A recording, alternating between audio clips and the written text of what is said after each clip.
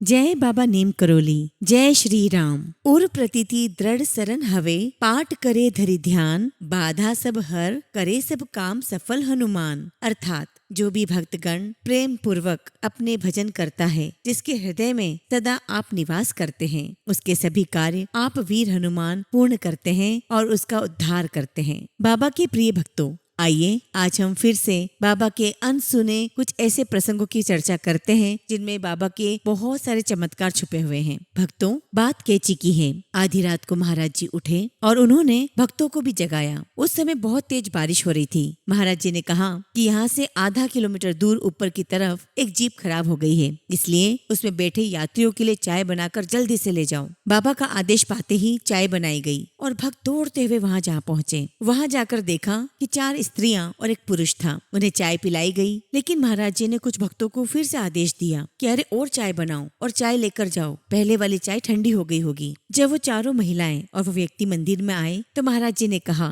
कि इन महिला भक्तों के यहाँ मैं आज से 30 साल पहले जाया करता था। ये लोग बहुत अच्छे हैं, इन्होंने मुझे कंबल भी दिया था। महाराज जी ने उन्हें कंबल दिए। वे महिलाएं भी महाराज जी को पहले से जानती थी। भक्तों, महाराज जी को धन दौलत किसी में भी इंटरेस्ट नहीं था। वो तो अपने भक्तों में सिर्फ प्यार बांटते थे और प्यार ही लेते थे। एक बार की बात है, 1969 में रिचर्ड ने अमेरिका से एक व्यक्ति को पत्र लिखा और पूछा कि क्या मैं महाराज जी को कुछ रुपए भेज दूं। उत्तर में उसे महाराज जी का संदेश मिला। वो संदेश था कि हमें रुपया नहीं चाहिए, भारत सोने की चिड़िया है। हम लोगों ने देना सीखा है, लेना नहीं। हम लोग ईश्वर को तब तक प्राप्त नहीं कर सकते जब तक हमारा शरीर, हमारा मन इन सब में लिप्त है। एक मयान में 2 तलवारें नहीं रह सकती। हम जितना ही अधिक त्याग करेंगे उतना ही अधिक प्राप्त करेंगे। और भक्तों, ये बात हम पर भी लागू होती है। हमें भी अपनी श्रद्धा अनुसार दान करना चाहिए, लोगों की मदद करनी चाहिए। एक बार की बात है, महाराज जी ने एक भक्त को सांप काटने से बचाया था। वह भक्त उन दिनों हल्द्वानी में एक छोटे से कमरे में रहता था। एक दिन वह उसी कमरे में किसी से बात कर रहा था कि अचानक आधा वाक्य कहकर वह रुक गया। जब उसने घूमकर देखा तो एक नाग कमरे में प्रविष्ट हुआ और कमरे में पड़े बोरे के अंदर जाकर बैठ गया। उस भक्त के मन में आया कि महाराज जी न जाने क्यों ऐसा कर रहे हैं। वह सांप भी देखने में जहरीला था। भक्त ने बड़ी सावधानी से उस सांप को डिब्बे में डाला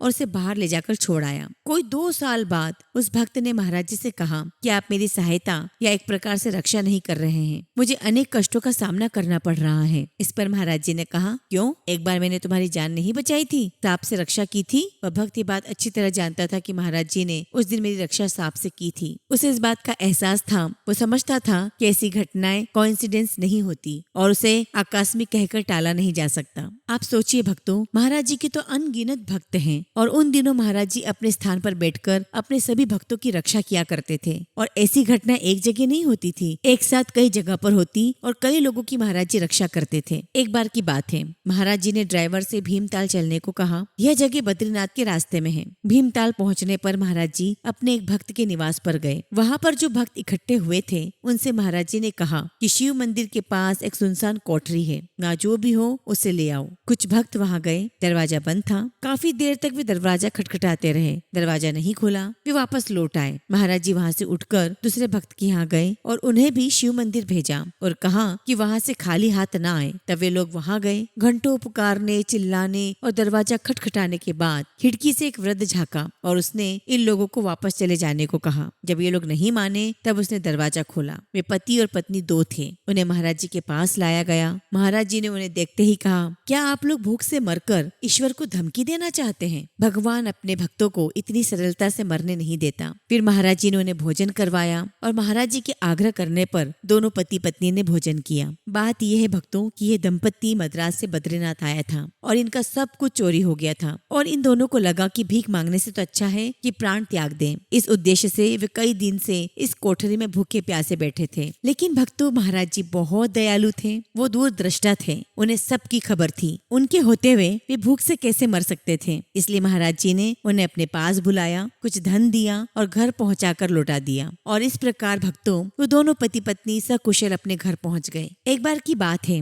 दादा मुखर्जी का भांजा बीमार था। उसे छोटी माता निकल आई थी। एक दिन उसकी हालत इतनी बिगड़ गई कि देखी नहीं जा रही थी। उसे जमीन पर लेटा दिया गया और ऐसा लग रहा था कि कुछ ही पल में वो प्राण त्याग देगा। वहाँ किसी भक्त ने कहा कि महाराज जी का चरणामृत इसके मुंह में डाला जाए, और जब ऐसा किया गया तो वो बालक उठकर बैठ गया और अगले ही दिन उसकी बीमारी दूर भी हो गई। ठीक उसी समय मीलों दूर पहाड़ पर बैठे महाराज जी के सारे शरीर पर बहुत सारे दाने निकल आए। उस समय सिद्धि माँ भी महाराज जी के साथ थी। पहाड़ी इलाकों में ऐसा रोग जल्दी नहीं होता, इसलिए वहाँ के लोगों को समझ में नहीं आ रहा था कि महाराज जी का क्या उपचार किया जाए। उन्होंने इसे एलर्जी समझा और दवा लगा दी। दूसरे ही दिन उनके सब दाने दूर हो गए और महाराज जी ने कहा, अरे वाह, ये दवा तो चमत्कारी है, पता नहीं वो दाने कैसे हो गए, हो सकता है मुझे किसी चीज से एलर्जी हो गई हो। भक्तों, महाराज जी ऐसी बातें अपने भक्तों को उलझाने के लिए करते थे, जबकि वो तो खुद सब कुछ जानते थे कि उन्हें क्यों हुआ है ये सब। उन्होंने अपने भक्त की बीमारी अपने ऊपर ले ली थी। एक ईश्वर ही ऐसा कर सकता है, एक सच्चा गुरु ही ऐसा कर सकता है। और इतना ही नहीं, बाबा अपने भक्तों की मन की हर बात जानते थे, उनके मन में क्या चल रहा है वो भी जानते थे। और ऐसे एक बार एक भक्त के मन में आया कि बाबा हर बार मुझे पूरी और सब्जी खिलाते हैं, आज मुझे हलवा खाना है और मैं देखता हूँ कि बाबा मुझे हलवा खिलाते हैं कि नहीं। भक्तों, बात उत्तर प्रदेश कोऑपरेटिव सोसाइटी के रजिस्ट्रार श्री इफ्तिकार हुसैन की है। वह भी महाराज जी के दर्शनों के लिए समय समय पर आया करते थे। श्रद्धा तो उनकी बाबा पर बहुत थी, फिर भी उनके मन में बाबा की शक्ति की परीक्षा का विचार आया। वे जब भी महाराज जी के दर्शन करने जाते तो उन्हें प्रसाद के रूप में पूरी और सब्जी मिलती थी। एक बार जब वे महाराज जी के दर्शन करने जा रहे थे